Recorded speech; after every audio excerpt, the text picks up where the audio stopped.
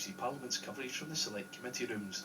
The Public Accounts Committee held a session on Her Majesty's Revenue and Customs Standard Report. Evidence was heard from Anthony Inglesi, General Counsel and Solicitor, Sir Gus O'Donnell, Cabinet Secretary, and Dave Hartnett, Permanent Secretary for Tax and Interim Accounting Officer. Welcome. I gather this is your first appearance before a select committee, yes, so I hope you don't find it too onerous. And I hope that we won't take too much of your time, but it depends on how the questioning proceeds. Can I refer you first to the note of the meeting of the 8th of December 2010 in your offices? And can you just tell the committee, are those minutes correct? Perhaps may I say, Chair, at the beginning on that note that I can't comment on the contents of the document. It was prepared as an aid memoir by Tim. Why can't you comment? For various reasons. I think the committee understands the constraint I'm under, but it's no, we don't quite. It's a note that's legally privileged, and it also legally privileged by why? Because as a lawyer, it was part of the evidence gathering that I was doing in order to advise the department. Okay, can I just make it clear to you that you are also a civil servant, are you not? Yes, I am. As a civil servant, whom are you accountable? I'm accountable to my department. No, you're not. You're accountable to Parliament. But I do believe the committee understands the constraint. No, we don't actually. We think that you are, as a civil servant, accountable to Parliament, and if there are issues that are in the public interest, it is therefore imperative that it is beholden on you to answer them. That's the first thing to say. And the other thing to say is that actually these issues are all in the public domain anyway, so it would just be rather more helpful than invading question, which will end us you being here for rather longer than we had hoped, if you could actually answer them. I would very much like to try and help the committee, Madam Chair, but there are some constraints I'm under. And can I tell you how I can help? Well, can you tell me? You explained one that you have given advice to another officer of the Crown, also accountable to Parliament, namely the department or Mr. Hartnett or whoever. So we consider that both of you are civil servants, both of you are accountable to Parliament, and both of you should give an account of yourself and the contents as well as the process to us. And I don't see how you can quarrel with that interpretation. Can I begin by talking about the process? No, you can begin by answering the questions. You've said that you feel you can't answer all the questions. You said one of your constraints was that you gave advice to the department. We said to you, you agreed you were a civil servant, you are therefore accountable to Parliament. What any other constraints, Mr.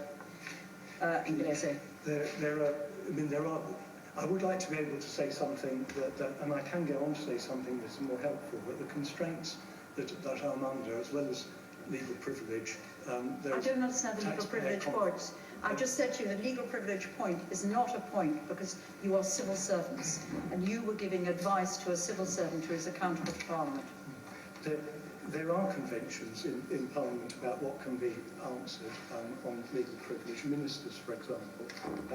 But there are various ramifications of the legal privilege point, because at the moment there is a judicial review that is being brought against HMRC. Oh, really? Can you give us the case number, please? Can you give us the case number? It's a judicial review that where we've had the pre-action protocol letter by a pressure group, and we're now looking at our response to the pre-action. Are there any proceedings? The proceedings are there any proceedings? Proceedings are imminent. Are there any? What's the answer to my question? Are there any proceedings? The way judicial review works. What is the answer to my question, Mr. Inglesi? Are there any proceedings? For the purposes of the sub judice rule, we've had a letter before action. Yes, I understand that you've had a letter before action. And once again, what is the answer to my question? My question is, are there any proceedings? Proceedings. Are there any proceedings before the courts? Proceedings are imminent. Are there any proceedings before the courts? Now, yes or no? At this Are moment, there any proceedings before the courts? No. Thank you. Right, can I just draw your attention to Erskine May? I want to draw your attention to two things before we get on to the, in relation to proceedings. Under Erskine May, matters are considered sub judice when civil proceedings are active, when arrangements for hearings such as setting down a case for trial have been made until proceedings are ended by judgment or discontinuance. So in your answer to Mr. Bacon's questions, there are no proceedings, so this is not sub judice. Erskine May then goes on further to say where a ministerial decision is in question, indeed this is not a ministerial decision, it's an official decision, or in the opinion of a chair, and that is me, a case concerns issues of national importance, reference to the issues of the case may be made in motions, points, or questions. So under Erskine May, I would put it to you, Mr. Inglese, that you ought to be answering our questions fully. Chair, with the greatest of respect, I cannot answer those questions.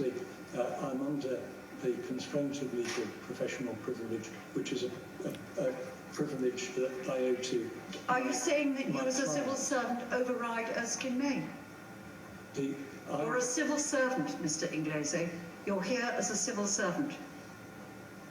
My understanding of the rules are that they apply where proceedings, as in the type of case that a judicial review involves a protocol before action, but that protocol... There is no action. We've established that. We've established that. This is a...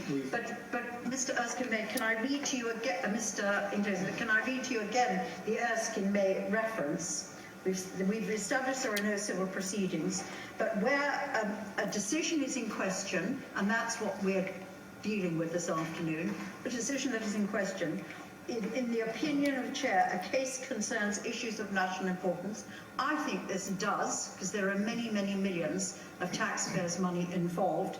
In those, reference to the issues or the case may be made in motions, debates or questions. And I put it to you that as a civil servant answerable to the Crown, you have to abide by the rules of Erskine May.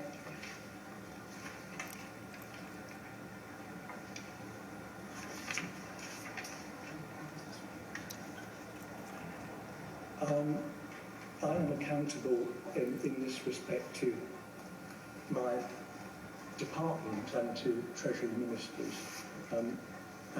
Actually, I don't think you're very accountable to Treasury ministers, but you are accountable to Parliament, if I may say so. We see a lot of officials in front of this committee. In fact, we don't even bother with ministers, we just see officials, and you are accountable to Parliament.